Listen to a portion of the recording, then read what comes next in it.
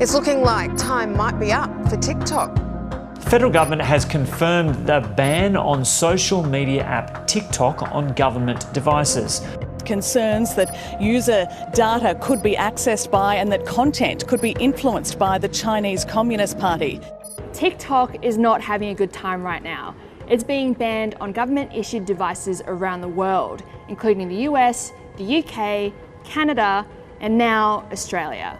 The decision's been taken about government-issued devices based on that advice from the security agencies. TikTok collects nearly every data point imaginable, from people's location to what they type and copy, who they talk to, biometric data, and more. Our concerns around TikTok are around security and access to information that the Chinese government could have to government phones. For now, the app is only banned on government-issued devices, but should a bigger ban be put into place? And is it any worse than any other existing social media apps? Conversations about banning TikTok date back to 2020 during Donald Trump's presidency. We're looking at TikTok. We may be banning TikTok. We may be doing some other things. There are a couple of options. The key reason that governments are so worried about TikTok comes down to its owner. The app is owned by a Chinese company called ByteDance. It was launched in 2017 after ByteDance bought lip-syncing app Musical.ly for 1.5 billion Australian dollars. It has about 1 billion users worldwide, including an estimated 7 million Australians. TikTok doesn't exist in China. They have their own version, also owned by ByteDance, called Douyin. There are fears the app can harvest your data and hand it to the Chinese government, like your location, browser history, and biometric identifiers. A 2022 report by cybersecurity organisation Internet 2.0 took a look at TikTok permissions in Android. It found that TikTok checks device locations at least once an hour, had access to calendars, contacts, and device information like Wi-Fi, as well as retrieving data about apps that are installed and running on the phone.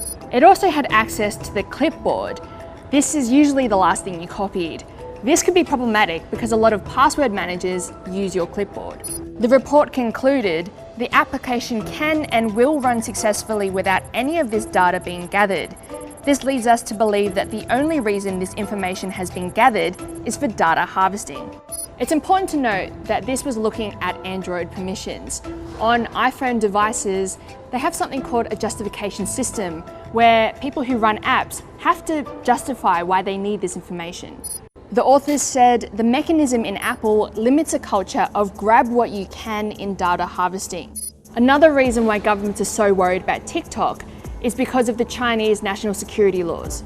In 2017, China introduced a national intelligence law requiring companies to hand over any personal data relevant to the country's national security. What that law requires is that all Chinese entities and all Chinese individuals cooperate with the direction of Chinese intelligence agencies and that they keep that cooperation secret. In fact, in 2022, TikTok admitted Australian data could be accessed in China, prompting warnings the app may be compromised. TikTok says it keeps user data on servers in Singapore and Los Angeles. To avoid a ban in the US, TikTok says it'll route all US data to a company called Oracle. They're calling this Project Texas, where access to US data would be managed by US employees independent of ByteDance. TikTok's CEO was questioned for 5 hours in front of the US Congress about these privacy questions and China's possible influence. So Mr. Chu, if the CCP tells ByteDance to turn over all data that TikTok has collected inside the US, even within Project Texas, do they have to do so, according to Chinese law? Congressman, first, I'm Singaporean. That's fine, yeah. But there are employees of yours and ByteDance is in China. We understand this concern. In my opening statement, we said, we hear these concerns, we didn't try to avoid them or trivialize them. We built something where we take that data and put it out of reach. I still believe that the Beijing Communist government will still control and have the ability to influence what you do. And so this idea, this Project Texas, is simply not acceptable. But it's not just the potential for data harvesting. A lot of experts are worried about the kind of content that TikTok can feed. TikTok's algorithm is very good at figuring out what you might like. I mean, how does it know that I would like a video about a guy cutting up leather bags? Take a Veneta, our community talk. Is it worth it? Let's get into it. Some are worried about the kind of content TikTok could feed, that it could be pro-China, and there are concerns about possible censorship issues. In the UK in 2020, a senior TikTok executive admitted the company used to censor content critical of China, specifically with regard to the Uyghur situation. She admitted the company censored content likely to anger China in the past, but insisted that is no longer the case. All of these things are in the hands of a government that doesn't share our values. Even journalists have been caught up in the privacy debate. American reporter Emily Baker White, who had been writing about the app, found herself a part of the story. Members of a ByteDance-based team, the internal audit and risk control team at ByteDance, improperly accessed my data, actually. They were trying to figure out who within the company was sourcing my stories. And so a group of people tried to use my IP address to figure out where I was physically. An investigation by ByteDance and TikTok found journalists from 2 media outlets had been tracked. 4 staff members were fired. The thing is, we haven't been told about the top secret advice about why TikTok is so risky, but these concerns have been around for years. In 2020, then President Donald Trump published executive orders targeting TikTok and the Chinese messaging app WeChat. The orders would have blocked transactions between US companies and the apps, stopping them from being downloaded in US app stores, as well as other transactions. But 2 courts blocked this from happening. In mid-2021, Joe Biden revoked Donald Trump's executive orders banning TikTok and WeChat. But President Joe Biden seems to have changed his mind. Does the president believe TikTok is a threat to national security? Well, we have said that we have concerns. We have concerns about the app. In the US, the Biden administration is pushing for ByteDance to sell the app or face a ban, something Trump had tried in 2020. TikTok has denied any influence by the Chinese government. And you spoke in your opening statement about a firewall relative to the data. But the Chinese government has that data.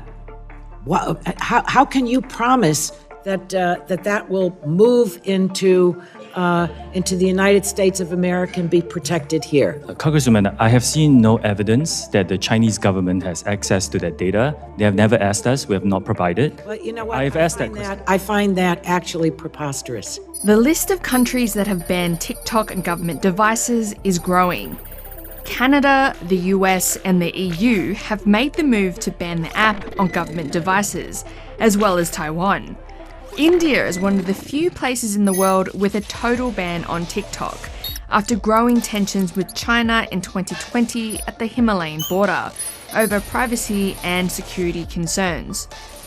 Pakistani authorities have banned TikTok at least 4 times since 2020 because of concerns about immoral content. And the Taliban has banned the app in 2022 over concerns it was misleading youths. Australia is part of the Five Eyes intelligence network, which includes New Zealand, Canada, the UK, and the US. In this debate about TikTok, there have been criticisms that it's been unfairly targeted because the app is from China. The United States should respect the principles of market economy and fair competition and stop unreasonably suppressing enterprises of other countries. While there are clearly questions over TikTok, is it any worse than Facebook, Google, or Twitter? So, Mr. Chu, would TikTok be prepared to divest from ByteDance and Chinese Communist Party ties if the Department of Treasury instructed you all to do so? Congressman, I said in my opening statement, I think we need to address the problem of privacy. I agree with you. I don't think ownership is the issue here. With a lot of respect, American social companies don't have a good track record with data privacy and user security. I mean, look at Facebook and Cambridge Analytica. The issues that apply in relation to data from TikTok apply equally to Amazon, to Meta, to Facebook. TikTok is at the center of a battle between the West and China over tech supremacy and national security. This story is changing quickly. All eyes will be on the US to see if ByteDance does sell to an American owner. But there are serious questions over privacy, China's influence, and the future of tech ownership. As for the millions of TikTok users around the world, it'll be up to them to decide how much they care about the potential for Chinese influence and what their privacy is worth.